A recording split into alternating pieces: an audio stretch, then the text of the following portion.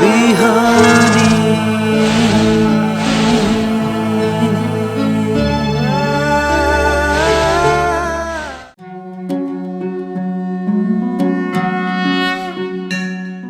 ओम स्वस्ति प्रजाभ्यः परिपालयन्तां न्याय्येन मार्गेण गतं महिषा। गोब्राह्मणेभ्यः शुभमस्तु नित्यं। लोकाः समस्ताः सुखिनो भवन्तु। अखण्डमण्डलाकारं व्याप्तं येन चराचरं तत्पदं दर्शितं येन तस्मै श्रीगुरवे नमः। समादरणीय दर्शकवृन्द, प्रभातकालीन नमस्कार। इमेज च्यानलको शुभ बिहानी कार्यक्रम मार्फत हामी उपस्थित भएका छौँ। हामीले श्रीमद् भगवद गीता अन्तर्गत कर्मयोगको बारेमा विमर्श गर्दैछौँ र कर्म गर्दाखेरि जुन कर्मयोगको मार्गबाट हामीले त्यो मार्गलाई अनुसरण गरेर गरिन्छ भने ती कर्मबाट अभिष्ट प्राप्त हुन्छ। र यहाँ ज्ञान योग, भक्ति योग, कर्मयोग भनेर यहाँ योग भनेर जोडिएको छ। त्यो योग भनेको के हो? हामीले आजको सन्दर्भमा यसको बारेमा चर्चा गर्दैछौँ। भगवान श्रीकृष्णले यहाँ अर्जुनलाई उपदेश गर्दै हुनुहुन्छ। योगस्थः कुरु कर्माणि सङ्गं त्यक्त्वा धनञ्जय सिद्ध्यसिद्ध्यो समो भूत्वा समत्वं योग उच्यते। अर्जुनलाई धनञ्जय भनेर सम्बोधन गर्नुभएको छ। यहाँ धनुर्धारी, शस्त्र अस्त्र विद्यामा पनि असाध्यै निपुण अर्जुनलाई कर्तव्य कर्ममा प्रेरित गर्नको लागि, जहाँ अर्जुनले कर्मको माध्यमबाट मुक्तिको चाहना, कल्याणको चाहना गरेका छन्, त्यसको प्राप्तिको लागि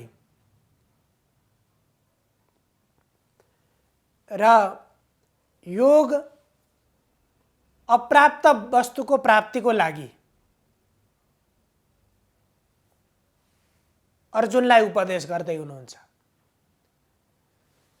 योगस्थः कुरु कर्माणि, कर्म गर्दाखेरि योगमा रहेर कर्म गर्नुपर्दछ। योगले के गर्छ भने त्यसमा भएका अप्ठ्यारालाई, त्यसमा भएका दुःखलाई सबैलाई हटाइदिन्छ। अस्वस्थ कुरालाई, नराम्रो कुरालाई हटाएर अप्राप्त चीजलाई हटाएर प्राप्त चीजको समुपलब्धता देखाउनु नै योग हो। जस्तै श्रीमद् भगवद गीताको पहिलो अध्यायमा, पहिलो अध्यायको नामाकरण गर्दाखेरि त्यहाँ भन्नुभयो अर्जुन विषाद योग। पहिलो अध्यायको नाम त्यो अर्जुन विषाद योग भनेर अर्जुनको विषाद भनेको चिन्ता,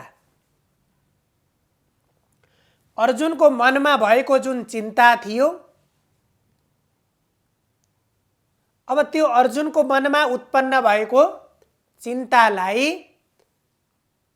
योगसँग जोडिसकेपछि त्यो चिन्ताको निराकरण।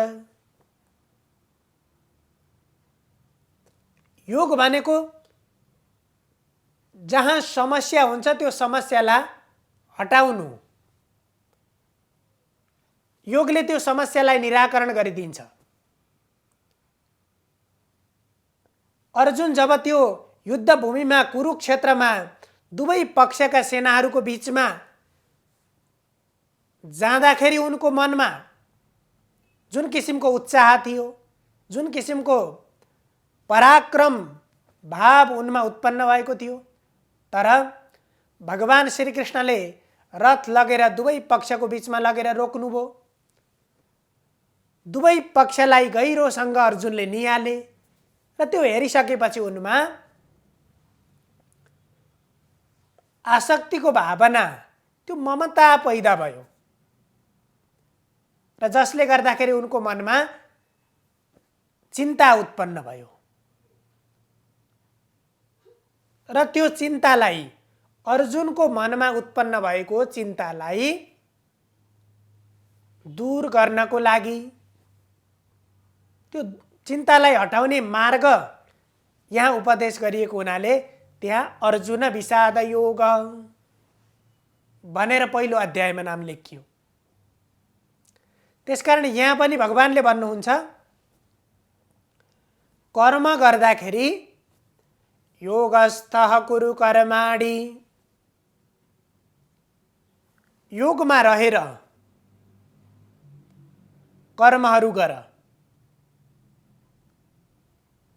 र सङ्गम त्यक्त्वा धनञ्जय। अब तिमीमा अझै पनि सङ्ग भनेको आसक्ति, त्यो आसक्तिलाई पूर्ण रूपमा त्याग गरिदेऊ। कर्म गर्दाखेरि आसक्ति साथमा रह्यो भने त्यो आसक्तिले कर्मलाई विफल बनाउँछ, त्यो कर्ममा दुःख व्यवधान उत्पन्न गर्छ। त्यसकारण सङ्गम त्यक्त्वा, कर्म त गर, तर कर्म गर्दाखेरि आसक्तिको भावनालाई त्याग गरेर, त्यो कर्ममा उत्पन्न हुने स्वार्थलाई तिमीले त्याग गरेर, त्यसबाट अलग बनेर कसरी कर्म गर, यहाँ अर्जुनलाई भन्दै हुनुहुन्छ, सिद्ध सिद्ध्यो समो भूत्वा, सिद्धि र असिद्धिमा बराबर त्यस्तो बनेर तिमीले कर्म गर। अहिले तिमीले कर्म गर्ने मात्रै तिम्रो अधिकार भएको हुनाले तिमी आसक्ति रहित बन। तिमीले कुनै पनि प्राप्तिको आसक्त नबन, त्यसबाट रहित बनेर तिमीले मात्रै अहिले यति गर, जे गर्दैछौ त्यसलाई कर्तव्य बुझेर तिमी निश्चयात्मक भावनाले, बुद्धिलाई निश्चयात्मक बनाएर त्यो बुद्धिको तिमीले विकास गरेर अनि त्यसरी कर्म गर। र त्यसरी कर्म गर्यो भने यदि कुनै पनि कर्म गर्दाखेरि हामी आसक्ति रहित ढङ्गले सिद्धि र असिद्धिमा समभाव पैदा गरेर, समभाव उत्पन्न गराएर, त्यस किसिमको भावना र चिन्तन मनमा लिएर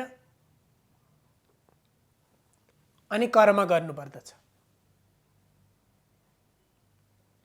योग पनि विभिन्न किसिमका हुन्छन्, त्यसरी गरेको कर्म नै योग हुन्छ।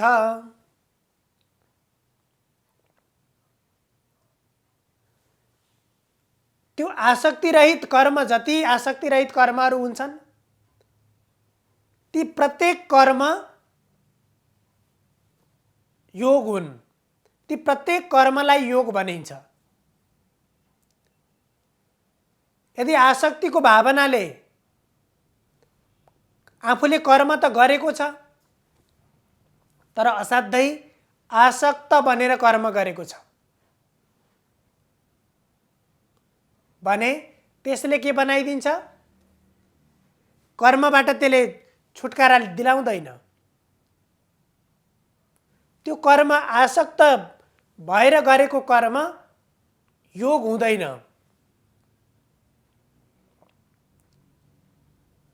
यदि हामीले कुनै पनि कर्म गर्दा शरीरले कर्म गरिराखेको हुन्छ र त्यो आसक्तिको भावना हाम्रो मनमा छ भने, मन आसक्तिमा पुगेको छ, शरीरले यतापट्टि कर्म गरिराखेको छ, हाम्रो बुद्धि अन्यत्र प्रवृत्त भइराखेको छ, अनि शरीर, मन र बुद्धिको बीचमा फेरि द्वन्द्व चलिराखेको छ। अब द्वन्द्व चलिराख्दाखेरि अनिश्चय बुद्धि बनेको छ। त्यति बेला हाम्रो बुद्धि धेरैतिर प्रवृत्त भएको छ, धेरै शाखामा, धेरै परिणाममा बुद्धिले चिन्तन गर्न थालेको छ। त्यसरी गरेको कर्म योग हुँदैन। त्यसो भएर कर्मलाई पनि योगसँग लगेर जोड्नु पर्यो। यदि हामीले गरेको कर्ममा आसक्ति रहित हुनु पर्यो र सिद्धि र असिद्धिमा समभाव हुनुपर्छ। त्यो भयो भने त्यो कर्मको योग भयो। ज्ञान योग भनेको ज्ञान त छ,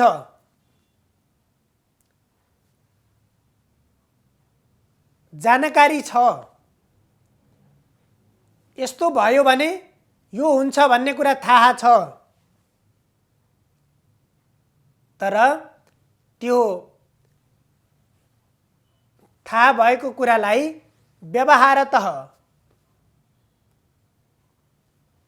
देखाउनको लागि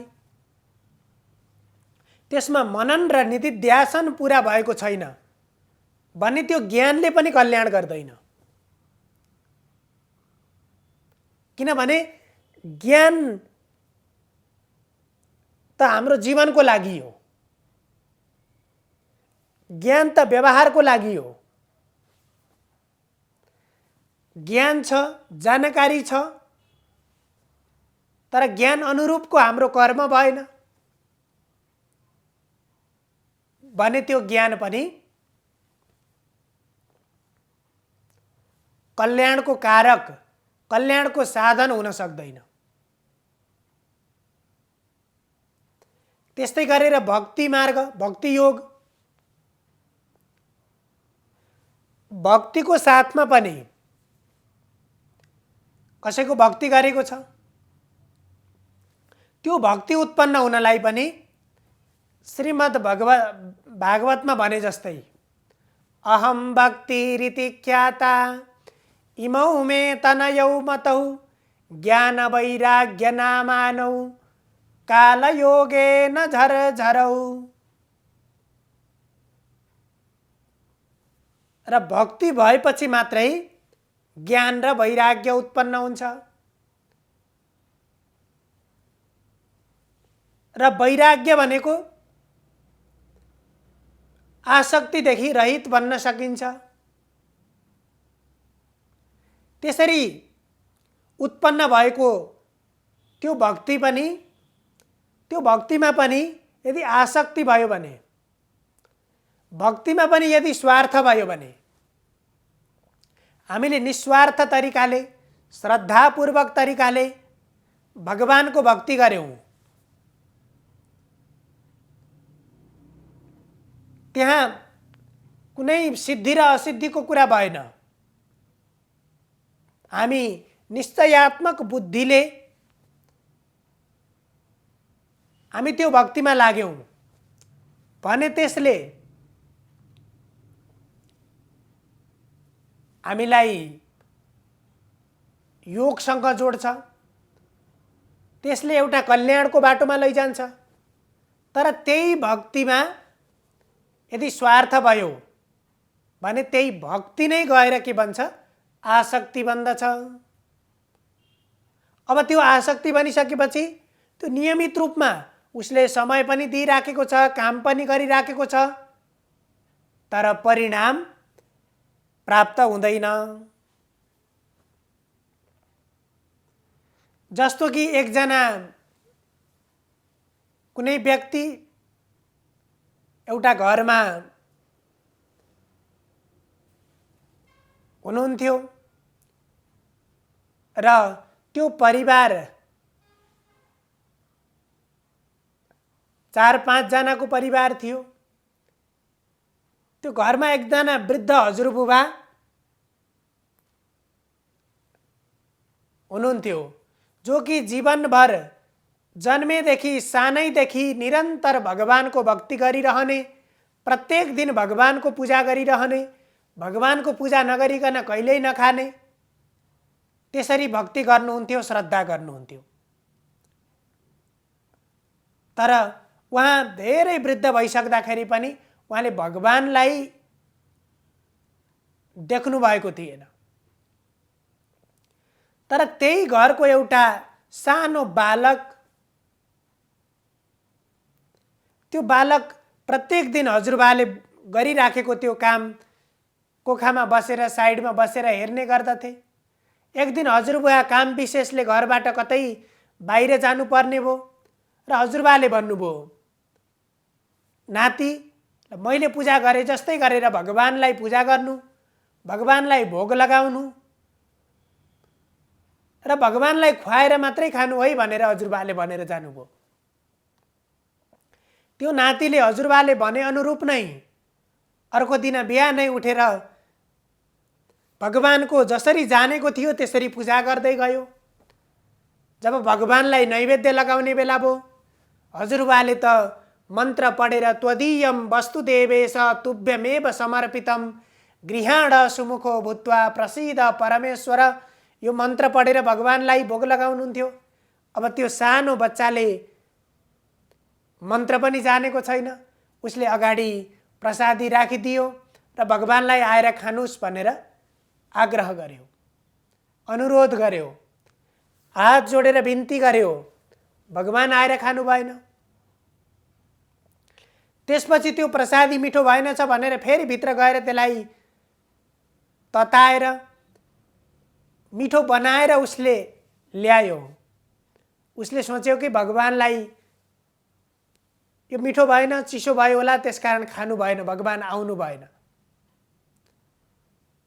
फेरि ल्याएर भगवानलाई डकार्यो, भगवान आउनु हुँदैन।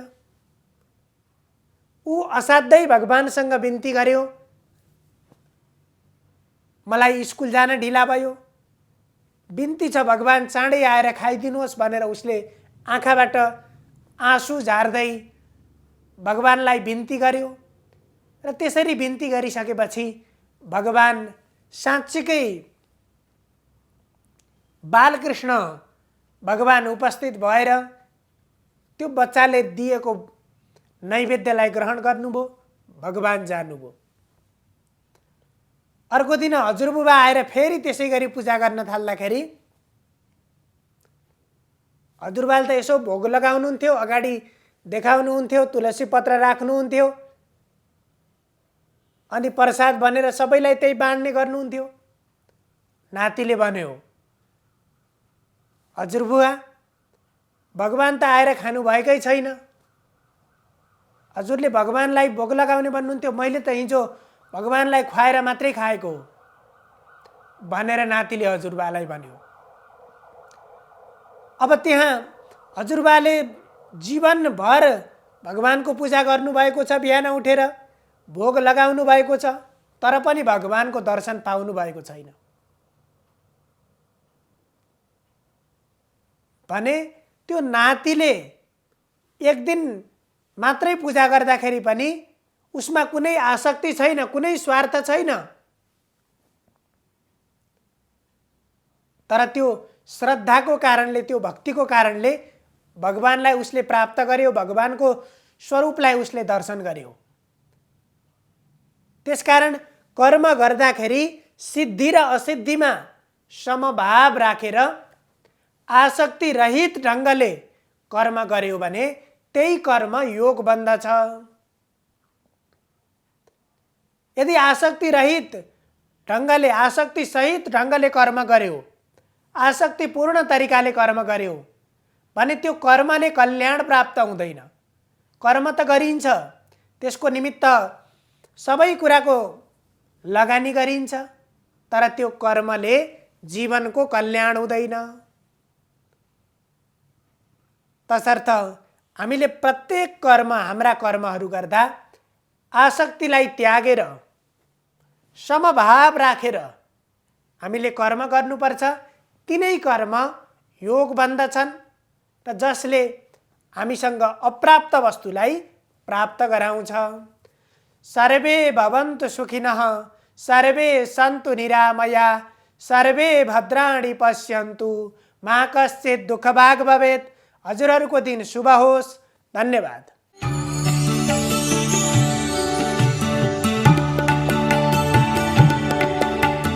नमस्कार, तपाईको आजमा स्वागत छ। सुरु गरौँ आजको पञ्चाङ्गबाट।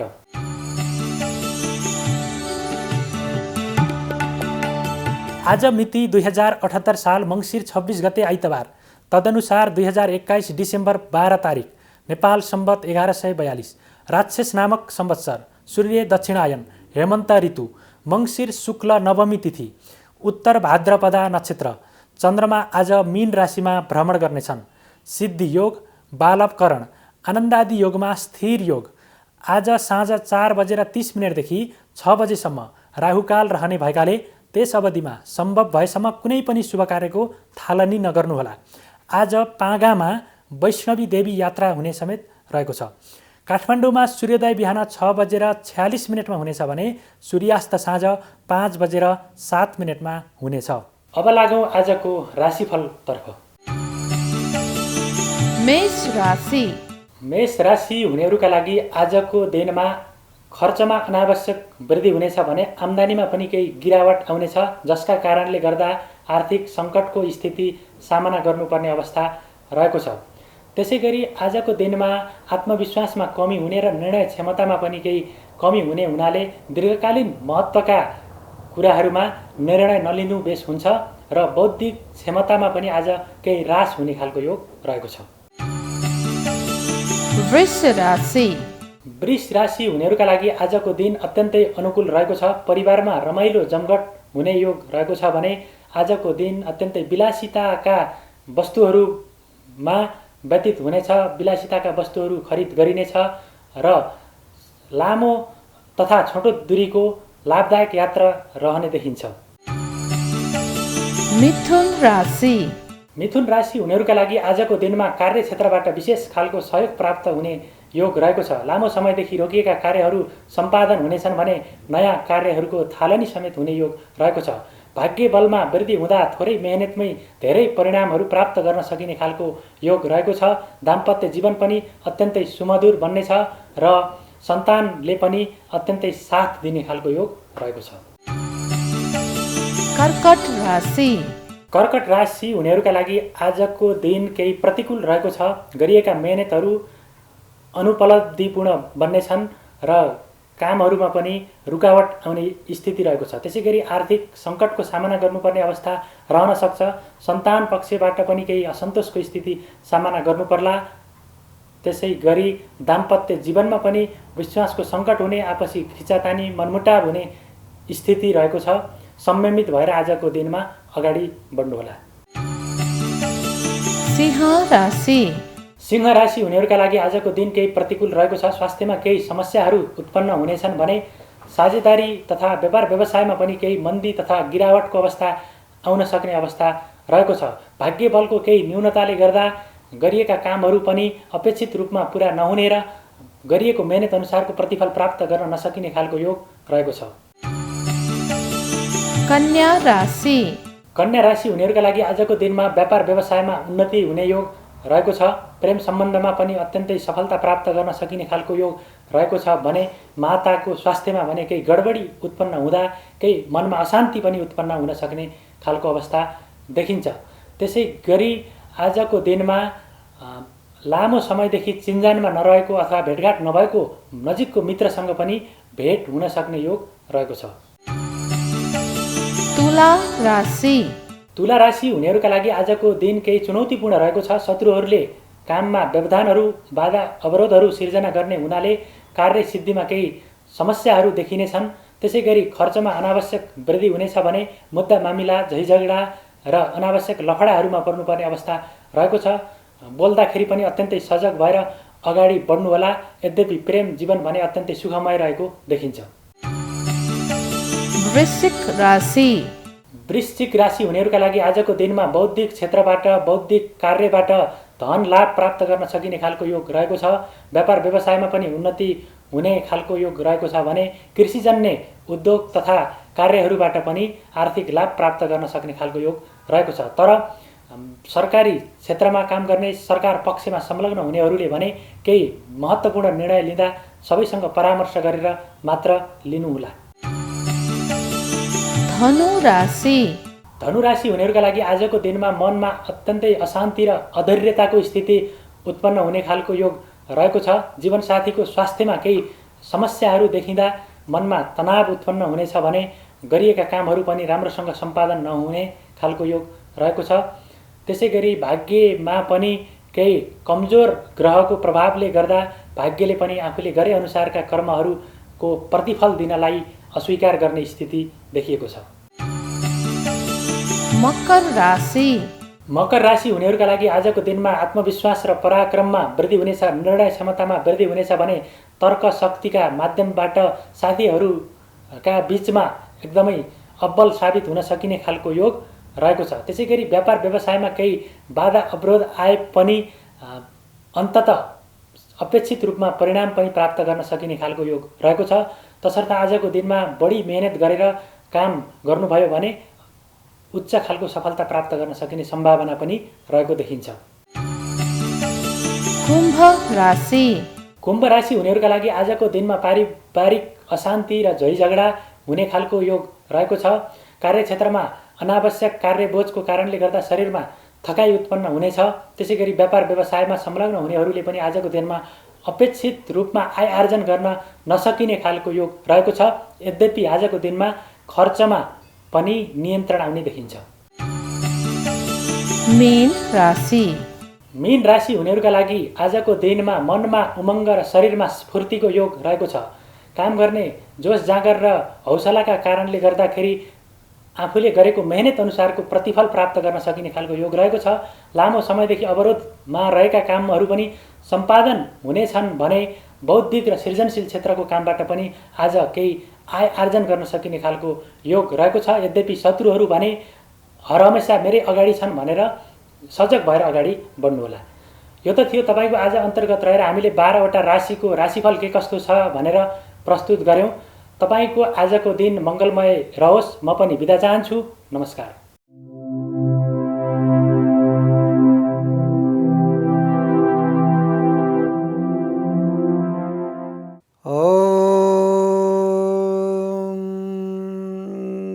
कृष्णाय वासुदेवाय हरये परमात्मने प्रणतक्लेशनाशाय गोविन्दाय नमो नमः।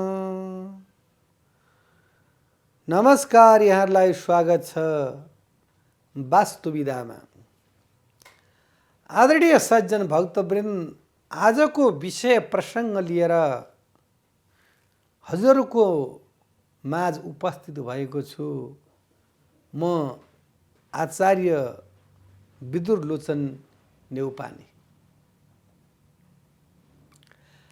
आज यो विश्व ब्रह्माण्डमा नै वास्तुतर्फमा मानव किन फोकस गरिरहेको छ, किन वास्तु हेर्नै पर्छ र? वास्तुले त्यस्तो के दुःख दिन्छ? वास्तु नमिलाउँदा पनि हुँदैन र? हजुरहरूको मनमा धेरै उडर मुडर हुन सक्छ। मनले प्रश्न गर्दछ, वास्तु भनेको छ, ज्योतिष भनेको छ, ग्रहरत्न भनेको छ, औँठीहरू भनेको छ, ग्रहका रत्न सम्पूर्ण के त भन्दाखेरि ग्रहका मालाहरू, जसरी मैले त आफैले युज गरेको छु, सबै ग्रहको नभई ग्रहको चाहिँ मालाहरू यो किन लगाइन्छ त भन्दाखेरि यसले केही न केही चाहिँ हामीलाई के त भन्दाखेरि यसले हामीलाई ऊर्जा शक्ति दिएको छ। र यो वास्तुशास्त्रमा पनि यदि ऊर्जाको लागि हामीले हाम्रा यहाँभन्दा गएका हप्ताका श्रृङ्खलाहरूमा भन्यौँ, कपुर बाल्नुहोस्, नुनले पोछा लाउनुहोस्, फिड्किरीहरू छर्नुहोस्, फिड्किरीको पोछा लगाउनुहोस्। यो गर्दा के हुन्छ भन्दाखेरि त्यो वास्तु दोषहरू चाहिँ के त भन्दाखेरि दूर भएर जान्छ। आज हाम्रो सभ्यतामा के थियो त भन्दाखेरि हामी बिहान उठ्ने बित्तिकै हाम्री माताहरूले दैलो पोत्ने परम्परा थियो। पहिला उठ्ने, शौच कर्म गर्ने, अनि त्यो पनि घरभन्दा अलिकति टाढा गएर अनि त्यताबाट चाहिँ स्नान गरिसकेपछि अनि दैलो कसियर गरेर अनि गाईको गोबरद्वारा पुरै घरलाई लिप्ने। यो पनि वास्तुको ठुलो औषधि हो। त्यो गाईको गोबरमा वैज्ञानिकले पनि पत्ता लाउनु भएको छ कि ठुलो शक्ति छ। गोबर, गोमूत्र र गाईको शरीरमा त 33 कोटी देवताको निवास हुन्छ। र अब अहिलेका जर्सी गाईको त वर्णन नगरौँ, त्यसलाई चाहिँ साइडमा राखौँ। जसरी हाम्रा परम्परा पुराना कालका गाईहरू जो जङ्गलमा चर्दथे, जडीबुटी खान्थे, अनि ती गाईहरूको गौतले चाहिँ नि घरहरूमा छर्दाखेरि, घरहरू पवित्र गर्दाखेरि वास्तु दोष पनि शान्ति हुन्छ। अहिले पनि हेरिबक्स्योस् न, हामीले कुनै पनि कर्म गऱ्यौँ भनेदेखि गोमूत्र चाहिन्छ। चाहे डाक्टरको घरमा पूजा होस्, चाहे मन्त्रीको घरमा पूजा होस्, चाहे वैद्यको घरमा पूजा होस्, चाहे पुजारीको घरमा होस्, चाहे ज्योतिषकोमा होस्, वास्तुविदकोमा होस्, पहिला गाईको गौत नभई पूजा हुँदैन। यस्तु गस्तिथितम पापम दह देहे तिष्ठति मामकै पाषाणात् पञ्चगव्यश दह तग्नि हरिवेन्द्रनम। त्यसलाई पहिला अभिमन्त्रित पण्डितले गराएर मात्रै अनि त्यहाँबाट चाहिँ नि यज्ञोपवित्र चाहिँ नि जनाई संस्कार गरेको व्यक्तिलाई जनाई परिवर्तन गरेर अनि आसन शुद्धि गरेर मात्रै अनि कर्म सुरुवाती हुन्छ। र जब घण्ट शङ्ख बजाइन्छ, यो पनि वास्तुमा ठुलो कुरा छ। घण्ट र शङ्खको त्यो ध्वनि, स्वर, शब्द जति टाढासम्म त्यसको आवाज गुन्जमान गर्छ, त्यहाँसम्म किरा फट्याङ्ग्राहरू आउँदैनन्, डम्बरू मृदङ्गहरू बज्छन्, त्यहाँसम्म चाहिँ नि भूत प्रेत आउँदैन। किन वास्तु मिलाइन्छ? भूत प्रेत पिशाच डाङ्किनी साङ्किनी अहिले त भन्न पाइँदैन, कानुन छैन। तर मलाई ऐठन भयो भन्छन् व्यक्तिले। के हो ऐठन भनेको? शयन गर्दाखेरि यदि हात चाहिँ नि छातीमा राख्यो भनेदेखि उसलाई के हुन्छ? गाह्रो हुन्छ, थिच्छ, ऐठन हुन्छ। त्यस कारणले शिवकै पालादेखि भूतम प्रेतम पिशाता डाङ्किनी साङ्किनी कुष्मण्ड भैरवादय सम्पूर्णको उही बेला सृष्टि भएको। वो त्यही चिजले नेगेटिभ भाइब्रेसनले हामीलाई नछोस् भन्नको लागि हामीले घरमा शुद्ध पवित्र गाईको गहुँत गोबरको प्रयोग गर्नु पर्छ। अब हामी जाउँ न, हामी चाहिँ जोड्दै जाउँ न।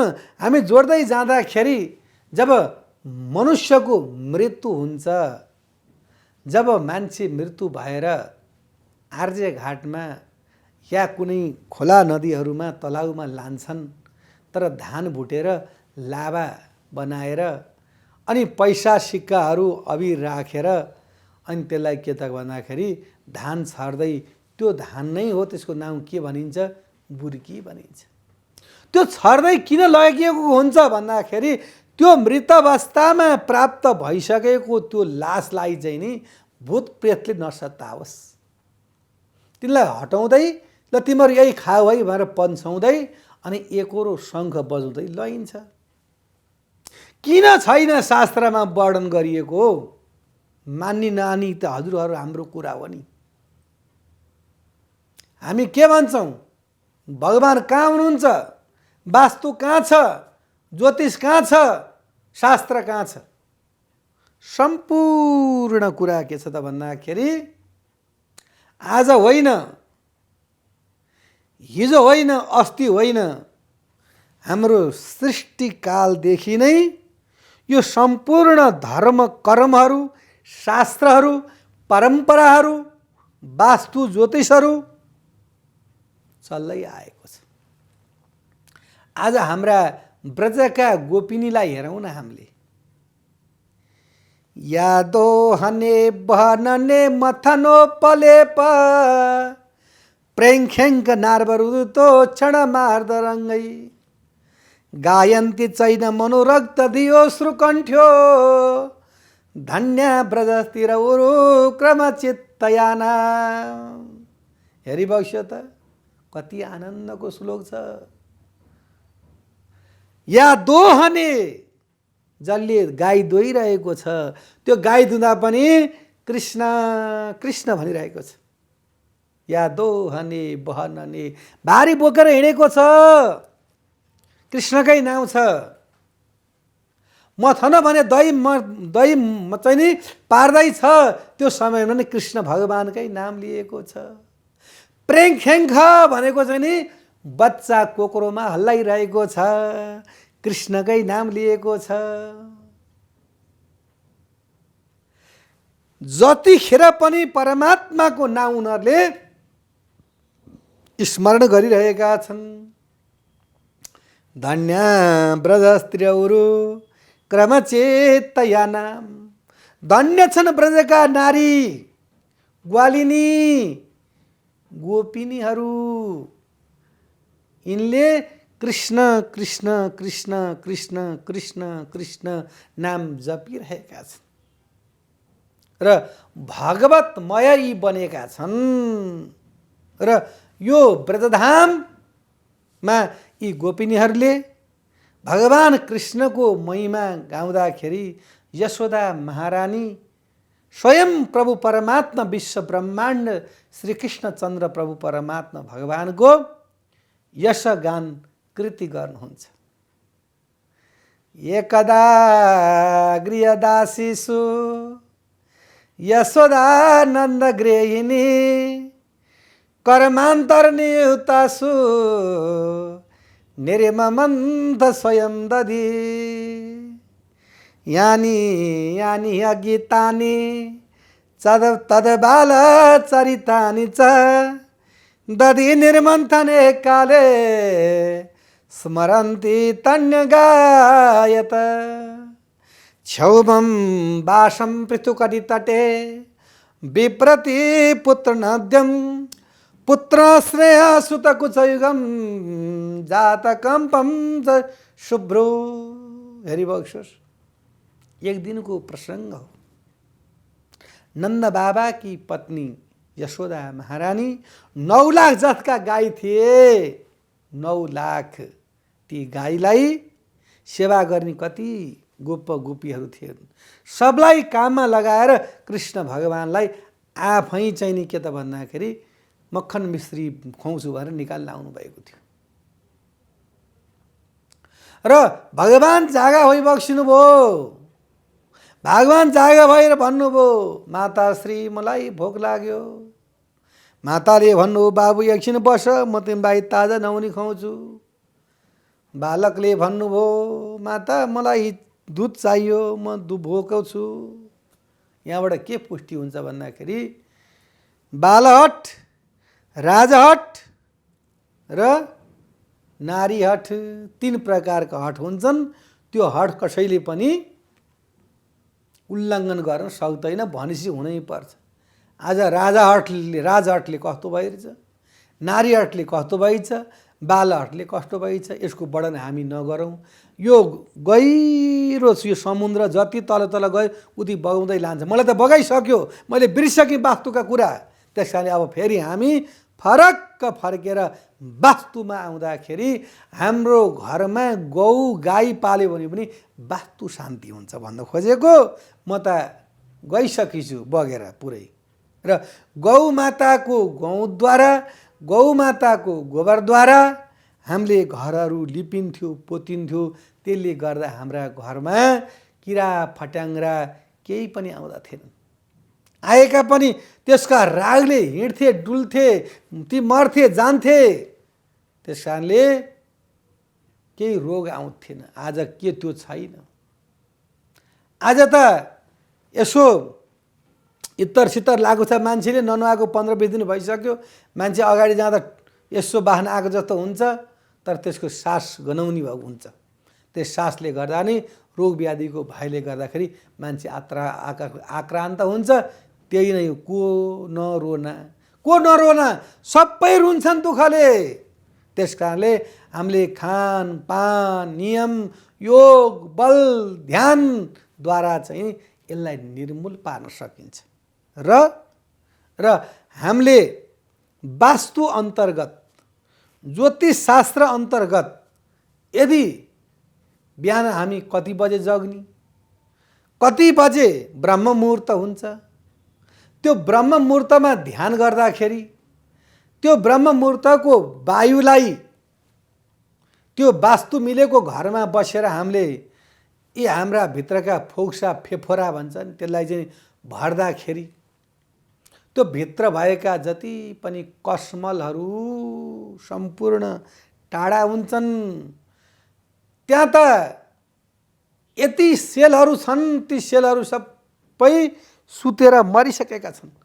त्यो त केही मात्रामा हल्का सेलले मात्रै काम गरेर हामी यति बोलेको हिँडेका छौँ।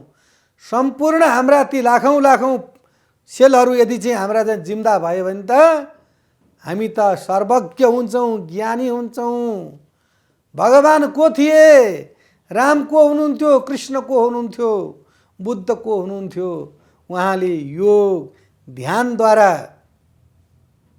नै आफ्नो जीवनमा भगवत धाम प्राप्त गर्नुभयो। आज हामी मानवमा पनि त्यति नै शक्ति छ, त्यति नै ज्ञान छ, तर हाम्रा भित्र भएका ती शक्ति सेलहरूलाई चाहिँ हामीले के त भन्दाखेरि मारिरहेका छौँ। हाम्रो खानपानको पनि हामीलाई ज्ञान छैन। कतिखेर उठ्ने, कतिखेर मर्निङ वाक गर्ने, कतिखेर खाने, कतिखेर व्रत बस्ने, त्यो कुराको हामीलाई चाहिँ नि अज्ञान भयो। त्यो अज्ञानताले गरिकन आज कलिकालका मनुष्यहरू दुखित भएका छन्। यो संसार के त भन्दाखेरि दुःखको आलय हो। आलय भनेको घर हो, विद्यालय, रोगालय। रोगको आलय हो यो घर। शरीरम रोग मन्दिरम। र यो शरीरको रोग, भोग र कष्टलाई हटाउनलाई हामीले वास्तुशास्त्रद्वारा नै यसको निराकरण गर्न सकिन्छ। र वास्तुविदहरूद्वारा यदि हामीले परामर्श लिएर हामी अगाडि बढ्यौँ भनेदेखि हाम्रो जीवन धन्य हुन्छ भन्दै हजुरहरूका सामनेबाट बिदा चाहन्छु। हस्त राधे राधे। जय श्री कृष्ण। शुभ बिहानी